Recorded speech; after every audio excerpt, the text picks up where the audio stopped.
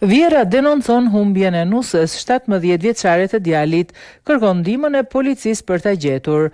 Një grua e moshuar ka denoncuar humbjen e nusës së mitur të djalit të saj duke kërkuar ndihmën e policisë për gjetjen. Ngjarja e pazakontë ka ndodhur në Tiranë, ndërsa burimet zyrtare konfirmuan 29 maj regjistrimin e denoncimit për humbjen e 17 vjeçares. Kallëzoi shtetësja HL 65 vjeç se ishte larguar nga banesa bashkëshortja 17 vjeçare djalit të saj. Punohet për gjetjen e kësaj shtetaseje. Bëri me dije policia e kryeqytetit.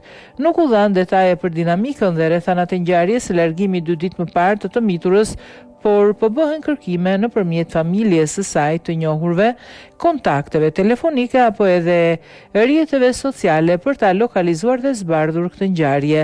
Policia e Tiranës, po nëpërmjet specialistëve për hetimet e krimit të Komisariatit Policisë numër 6 në Kombinat, referuan materialet në prokurori për hetim në gjendje të lirë dhe për një rast të dhune ndaj të dyshuarës NT, 57 vjeç, pasi dyshohet se për motive pronësie është konfliktuar fizikisht me 2 gra të tjera.